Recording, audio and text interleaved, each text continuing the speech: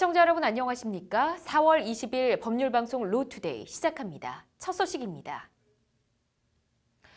이른바 드루킹 파문이 새로운 국면으로 접어들고 있습니다. 관련서를 부인해왔던 김경수 의원이 드루킹에게 홍보해주세요 등의 메시지를 보낸 것으로 확인됐습니다. 김경수 의원에 대한 직접 조사가 불가피해졌습니다. 김정래 기자입니다. 문재인 대통령의 목심 더불어민주당 김경수 의원이 드루킹 김모 씨에게 보낸 메시지는 현재까지 확인된 것은 모두 14개입니다. 기사 URL이 10개, 홍보해주세요, 네이버 댓글은 원래 반응이 이런 건가요라는 메시지 2건, 답답해서 내가 문재인 홍보한다는 제목의 유튜브 링크, 그리고 문재인 당시 대선 후보의 외신 기자 간담회 일정, 이렇게 14개입니다. 메시지를 보낸 시기는 2016년 11월부터 올해 3월까지, 박근혜 전 대통령이 탄핵되고 문재인 대선 후보가 대선을 치르는 시기에 댓글 조작 의혹을 받는 드루킹 김 씨에게 메시지를 보낸 겁니다. 경찰은 김경수 의원으로부터 URL을 받은 드루킹 김 씨가 처리하겠습니다라는 답장을 보냈다고 밝혔습니다. 처리하겠다의 의미에 대해 김 씨는 김경수 의원이 우리가 선풀 운동을 해줄 것으로 생각하고 전송한 것 같다고 일단 댓글 조작과는 선을 그었습니다. 경찰은 드루킹 김 씨가 김경수 의원으로부터 받은 URL 기사에 대해 매크로 프로그램을 이용해 댓글 작업을 벌였는지 등을 조사할 방침입니다. 김경수 의원은 그동안 드루킹 김 씨와의 관련서를 부인해왔고 경찰도 별다른 접점을 찾지 못했다고 말해왔습니다. 여권과 청와대는 곤혹스러움, 경찰은 한마디로 대량 난감, 야권은 지방선거를 앞두고 대형 호재를 잡았다는 반응입니다. 경찰은 드루킹 김 씨와 김 씨의 주변인 조사 및 압수물 분석이 끝나는 대로 조만간 김경수 의원을 불러 조사할 계획입니다. 법률방송 김정래입니다.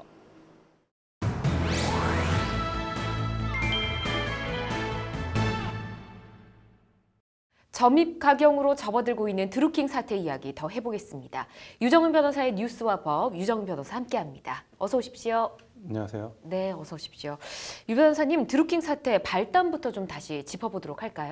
네, 평창 겨울올림픽 때 남북한 단임팀 결성에 대한 찬반 논란이 있었던 것을 기억하실 텐데요. 네. 그때 당시 이제 온라인에서 정부를 비방하는 댓글에 공감수가 비정상적으로 올라가자 예. 네이버와 더불어민주당에서 수사 의뢰를 했고 수사 의뢰를 해서 범인을 잡았는데 민주당 원인 또 다소 황당한 일이 좀 벌어졌습니다. 그렇습니다. 네. 김경수 의원이 관련된 것 같기도 한데요. 자신이 관련이 없다라고 주장을 하는 건데 김 의원이 드루킹에게 기사 URL을 보낸 게 새롭게 또 밝혀진 거죠? 예, 서울지방경찰청은 김 의원이 2016년 11월부터 올해 3월까지 김 씨에게 텔레그램을 통해 보낸 기사 내용을 공개했는데요. 예.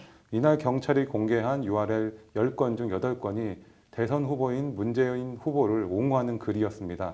문재인 후보의 공약, 그리고 동정, 토론회 보고부터 여심에 올인한다는 가벼운 기사 내용도 있었습니다.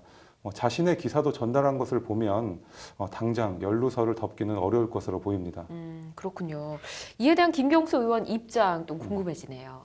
예, 김 의원은 처음에 김 씨가 보낸 메시지에 응답하지 않았다. 의례적으로 고마움을 표시했다라는 정도로 밝혔습니다. 네.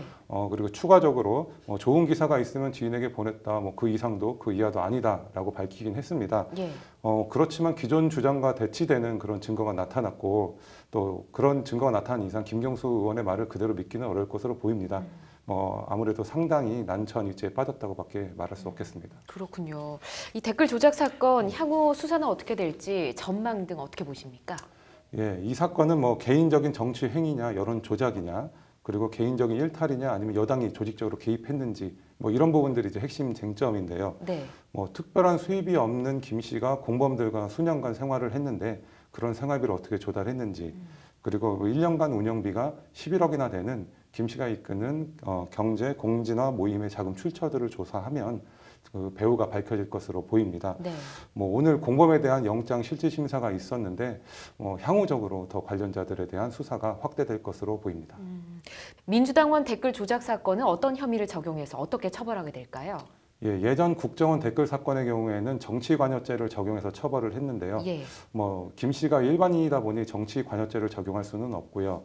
예, 김 씨가 댓글 조작으로 포털 사이트의 업무를 방해했기 때문에 업무방해죄 혐의가 적용되어 네. 5년 이하의 징역 또는 1,500만 원 이하의 벌금에 처해질 수 있습니다. 그렇군요. 특검 얘기까지 나올 만큼 파장이 커지고 있는데 철저하게 수사를 해서 명명백백 그 내용이 밝혀져야겠습니다. 오늘 잘 들었습니다. 4월 20일 오늘은 38번째 맞는 장애인의 날입니다.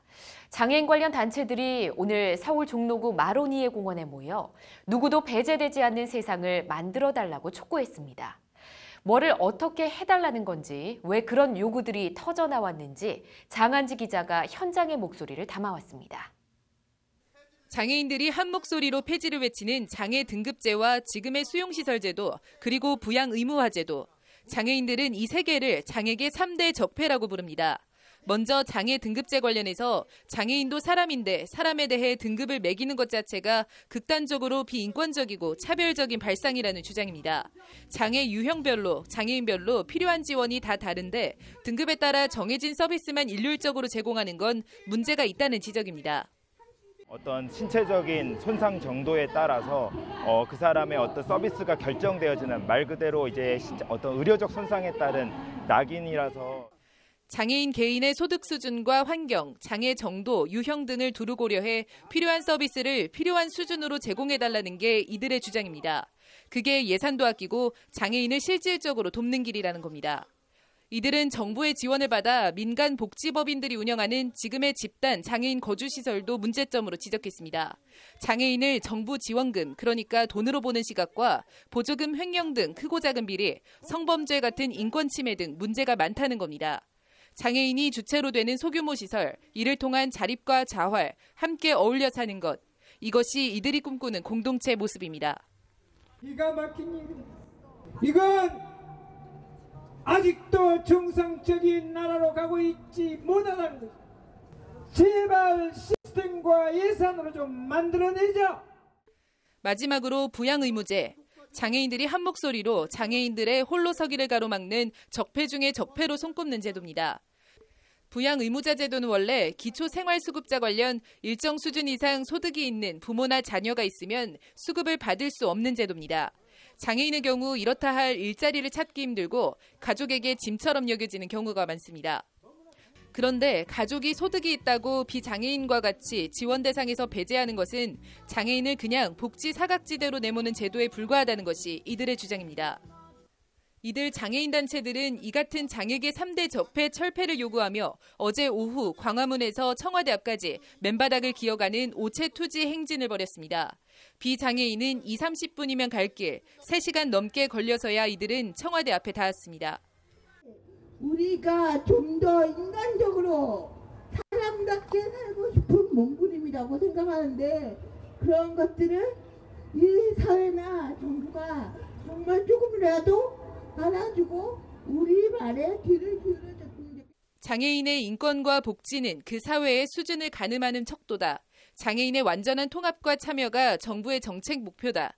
오늘 장애인의 날을 나흘 앞둔 지난 16일 문재인 대통령이 청와대 수석보좌관 회의에서 한 발언입니다. 특별한 권리를 더 달라는 것이 아니라 배제되지 않을 최소한의 권리와 장치를 마련해달라는 것이 오늘 집회 참가자들의 요구입니다. 차별 철폐를 정권의 핵심 가치로 내세우고 있는 문재인 정부가 이들의 요구를 어떻게 받아들일지 주목됩니다. 법률방송 장한지입니다.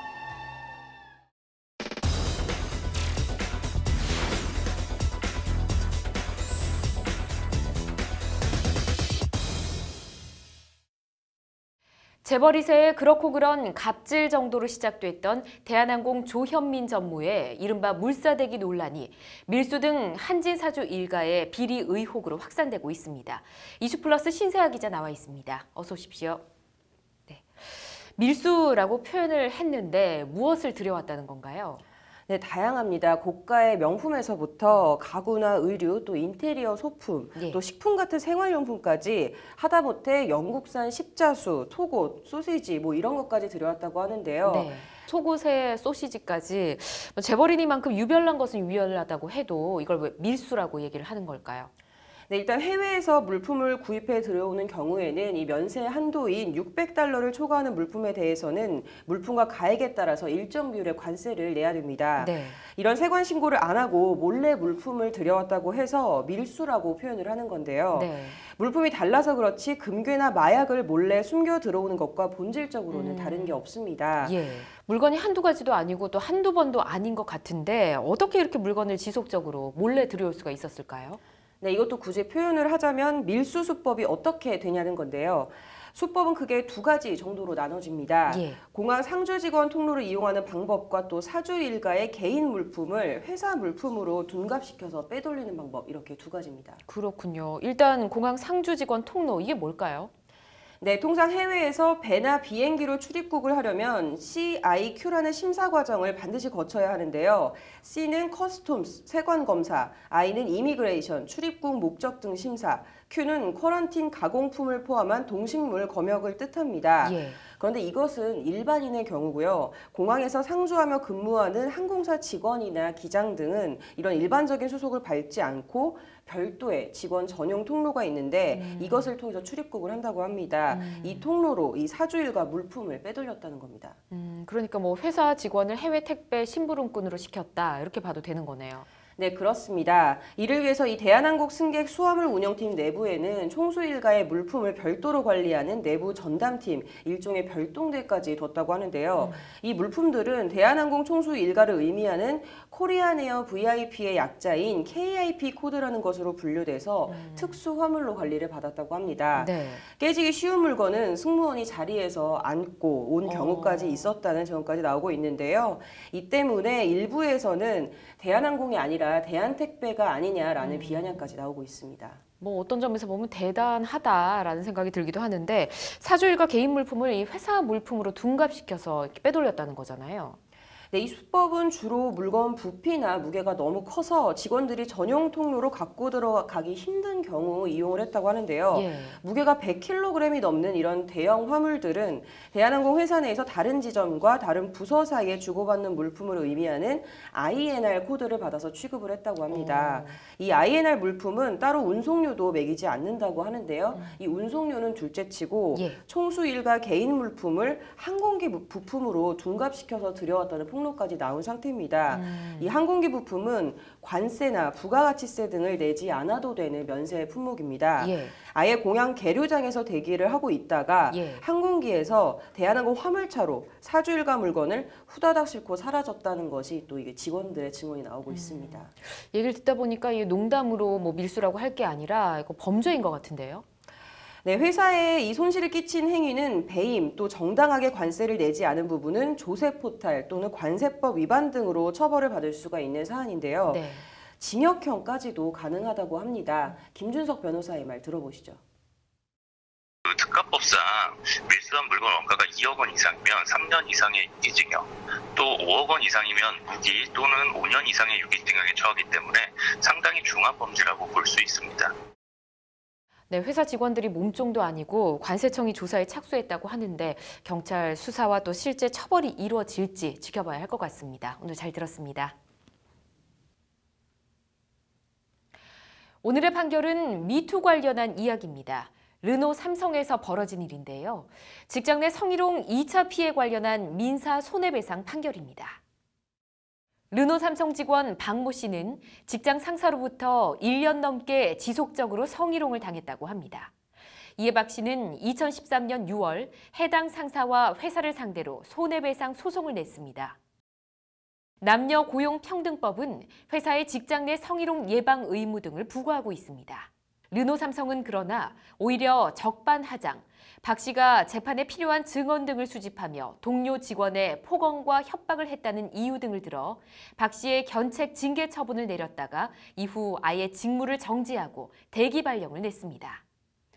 박 씨는 이에 회사의 불법 행위로 피해를 봤다며 추가 손해배상을 청구했습니다.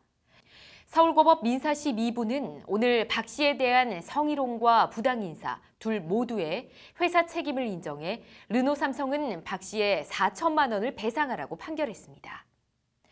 재판부는 그러면서 회사는 박 씨가 성희롱 피해 구제 조치를 요청했는데도 이를 무시하고 오히려 박 씨에게 부당한 징계 처분을 해 직장 내에서 우호적인 동료들로부터 고립되게 했다. 회사의 이런 행위로 박 씨는 직장 내 성희롱 피해 사실을 알리고 문제를 삼는 과정에서 부정적 여론과 정신적 피해 등 이른바 2차 피해를 입었다고 르노삼성을 질타했습니다. 몸담고 있는 회사를 상대로 소송을 내는 게 절대 쉽지 않았을 겁니다. 회사가 대기 발령으로 응수했을 때는 깊은 좌절과 절망도 느꼈을 겁니다. 당신의 잘못이 아니라는 말을 해주고 싶었다. 대한민국의 미투 물결을 일으킨 서지영 검사의 말입니다. 정인이 뭐니 이런 거대 담론까지 들먹이지 않아도 그냥 상식이 통하는 세상을 바라봅니다. 오늘의 판결이었습니다. 이어서 법조계 소식 전해드리겠습니다. 법무부가 오늘 제7회 변호사 시험 합격자 1,599명을 발표했습니다. 응시자 수는 3,240명으로 합격률은 49.35%, 처음으로 50%대 합격률이 무너졌습니다. 지난해 합격률은 51.45%였습니다. 변시 합격률은 제1회 87.15%에서 응시자 누적 등으로 해마다 떨어지고 있습니다. 이른바 돈봉투 만찬 청탁금지법 위반 혐의로 기소된 이영렬 전 서울중앙지검장이 1심에 이어 오늘 항소심에서도 무죄를 선고받았습니다. 재판부는 위로나 격려가 아닌 다른 목적으로 식사와 돈을 제공했다고 인정할 증거를 찾기 어렵다고 선고 이유를 설명했습니다. 법원이 오늘 박근혜 전 대통령과 최순실 씨 국정농단 사건 1심을 맡았던 서울중앙지법 형사합의 22부 법관들에 대해 원포인트 인사를 냈습니다. 재판장 김세윤 부장판사와 박 전 대통령 사건 주심 신동영 판사, 최순실 씨 사건 주심 조국인 판사는 모두 민사 단독 재판부로 이동합니다. 대한변호사협회는 27일 국회의원회관에서 의사의 형사범죄와 면허 규제의 문제점 및 개선 방향을 주제로 심포지엄을 엽니다. 의료인이 금고 이상의 형사처벌을 받더라도 면허에는 영향이 없는 현재의 법률 형태를 지적하고 의료법 개정 필요성 여부 등을 논의합니다.